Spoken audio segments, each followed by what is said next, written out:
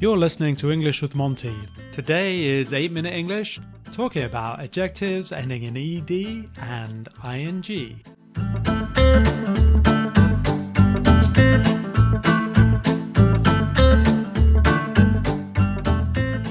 Hello there, and I have Gideon. We're doing 8-Minute English. How are you doing, Gideon? Doing fine, thank you. Wonderful. We're going to do something on adjectives that end in ed or ing.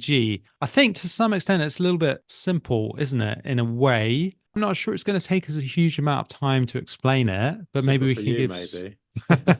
I suppose if we explain it and then do a few examples, just so that it gets stuck in people's minds. What do you think? Yes, sure. I think that with the ed adjectives, often the difficulty is with the pronunciation. Let's come on to that in a little bit. Should we explain what an ed adjective is and an ing adjective is? Well, I don't know, John. Are they just adjectives that end in ed and ing? Can you tell me more?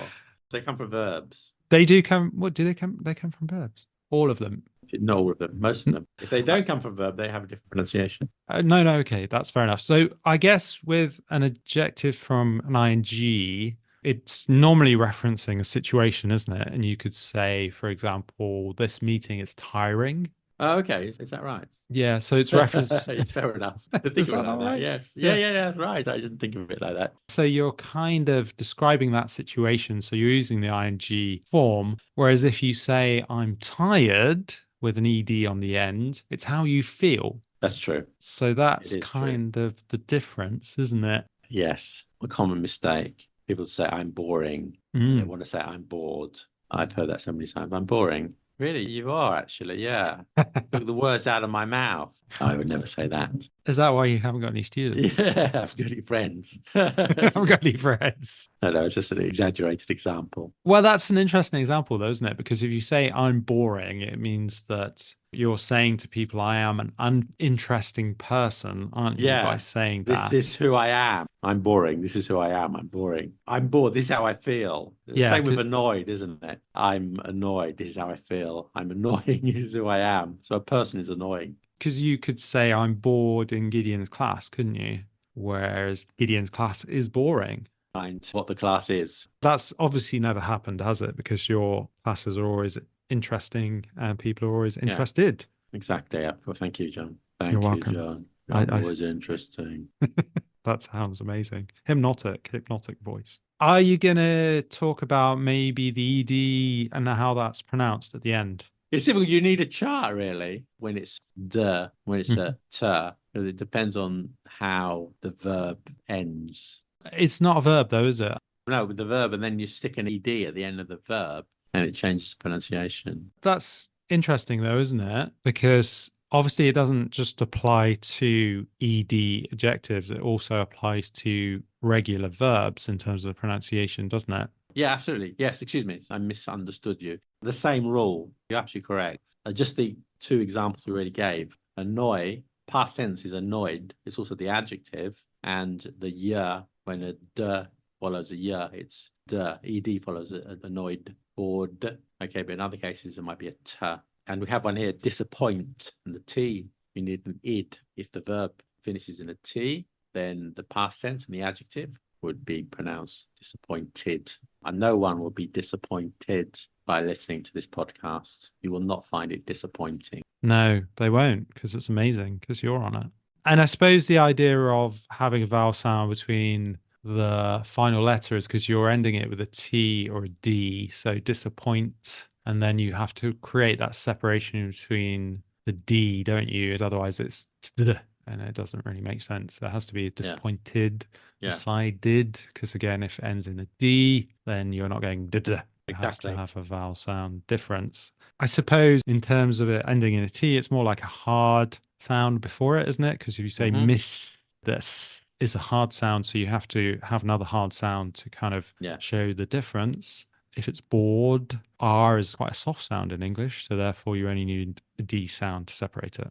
Exactly. Maybe 5 different examples. I'm going to give you the word and you give me an example. Oh, okay. Exhausting. Spending the last 12 hours speaking with you, John, has been exhausting. Well, I had to tell you my life story. I just had to get it out. It started from day one. So riveting, wasn't it? Yeah.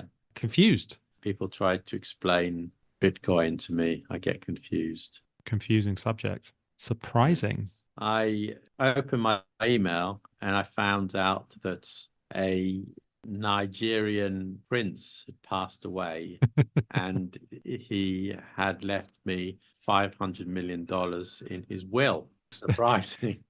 I only had to send a little administrative fee, but the Oh, money is on its way, they promised. wow. I know I'll move on to the next one to say I'm excited that you're getting that money. Yeah, thank you. By the way, yeah, you should be excited. Like the French always find this funny Mhm. as I work in France because excited, if you translate it into French, excited means like sexually, it means like horny. So that causes a bit of Yeah. smirking. It's a misunderstood word, isn't it? Because obviously in English, if we say something, you are excited or it's exciting, it Yeah, it's just, perfectly okay. I mean, it's not about that idea, is it? About being No, sexual. It's just saying no, that you're like, oh, this is going to be great. I'm really looking forward to this. This is going to be a exactly. fun thing. Having lessons with you is exciting. Yeah, Maybe I'm going too far with that example. a Oh, roller coaster of emotions. it is indeed. Let's use frightening as the last word. I walked through the cemetery last night and it was frightening. There you go. There are lots of ghosts, There as were, you'd weren't there? expect. You Yeah, believe in ghosts. loads of ghosts. I think that's it. We've got everything.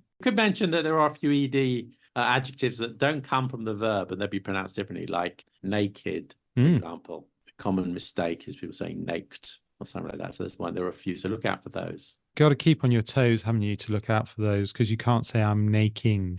No, exactly. No, there's no verb. Or you can say the situation is naking. No. So there are those exceptions. I mean, common ones are the ones that we've included, and obviously there are more, but yeah, look out for a few exceptions. Beloved. That's another one. Even native speakers, I keep hearing beloved. No, I should calm down because, if everyone's using it, then, you've got to accept it. But I hear them say beloved, but no, it's beloved, my beloved friend. Indeed. I suppose it's quite a formal thing to say, isn't it? A bit more literary, perhaps. And also, they use it as a verb. It's not a verb. They say he was beloved by his friends. No, he was loved by his friends. It's not a verb. That's a good example. But what can I say? People use it that way. So you have to accept, otherwise you're going to pull out your hair. But fair enough. If they use it that way, then it's going to enter the dictionary and that's it. Case closed. I have to get over my objections. That's just like that. Yeah. I mean, you could either be like Gideon and have a full head of hair or like me and not. Exactly. And that's the difference. Thank you for joining me, Gideon. You're welcome. And you've been listening to 8 Minute English.